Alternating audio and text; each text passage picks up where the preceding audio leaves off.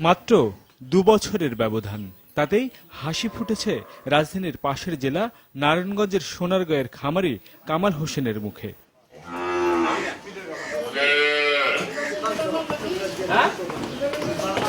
প্রাণী সম্পদ অধিদপ্তরের কর্মকর্তাদের পরামর্শে দেশি গাভীতে মাংসের জন্য বিখ্যাত আমেরিকার উন্নত জাতের গরু ব্রাহ্মার বীজ দিয়ে শুরু করেন খামার।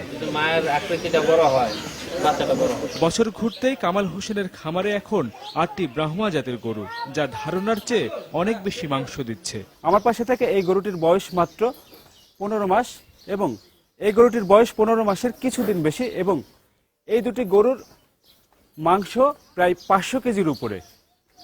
আর এই গরুটির বয়স 14 মাসের কিছুদিন বেশি, এটিতেও 450 কেজির উপরে মাংস। আর এই 3 মাসের কিছুদিন বেশি এই বাছুরটির ওজন 100 কেজির উপরে হবে। এ থেকে বোঝা যায় যে ব্রাহ্মা জাতের গরুটি যদি লালন পালন করে কৃষকদের ভিতরে ছড়িয়ে দেওয়া যায়, তাহলে বাংলাদেশে যে মাংসের ঘাটতি এবং বাজারে যে মাংসের দাম বৃদ্ধি পেয়েছে সেটিকে নিয়ন্ত্রণে আনা সম্ভব হবে 2 থেকে 3 বছরের ভিতরে। সরকারি সুযোগ সুবিধা পেলে আগামীতে আরো বেশি ব্রাহ্মা গরু পালনের কথা জানালেন এই খামারি। আমরা খামারে উৎসাহিত, যদি সরকার আমাদের দিকে চায়, খামারদের দিকে চায়, আরো দ্রুত এটা সম্প্রসারণ করা সম্ভব। প্রান্তিক কৃষকদের মধ্যেও সাড়া ফেলেছে এই গরু।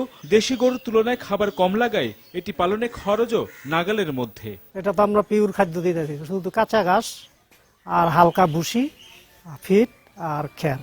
গরুর মাংসের উৎপাদন বাড়াতে 2013 সালে বিপ ক্যাটল ডেভেলপমেন্ট প্রকল্পের মাধ্যমে এ ধরনের গরু পালন শুরু করে প্রাণী সম্পদ অধিদপ্তর। বর্তমানে প্রকল্পের কার্যক্রম চলছে 100টিরও বেশি উপজেলায়। প্রতিনিয়ত টেলিফোন করে ব্রাহ্মা জাতের বীজ চাচ্ছি, কিন্তু আমি সবাইকে দিতে পারতেছি না, যেহেতু ফিক্সড করা আছে 200 জন কৃষক, তাদের মধ্যে দিতে হবে, অন্য বাইরে দেওয়া সম্ভব না। তালিকাভুক্ত গাভী প্রজননের উপযুক্ত হলে বিনামূল্যে সিমেন্ট দেওয়া হয়।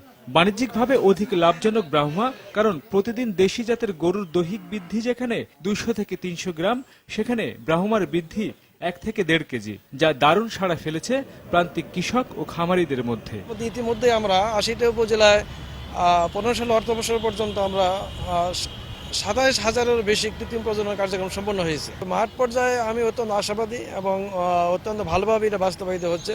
যদি আগামী 5 থেকে 10 বছরের মধ্যে, আমি আশাবাদী এই দেশের মাংসর চাহিদা পূরণ করে আমরা বিদেশে এই মাংস রপ্তানি করতে পারবো। মাত্র কয়েক বছরে ব্যাপক সফলতা আসায় এ প্রকল্পের আকার আরো বেশি বাড়ানোর চিন্তা করছে সরকার।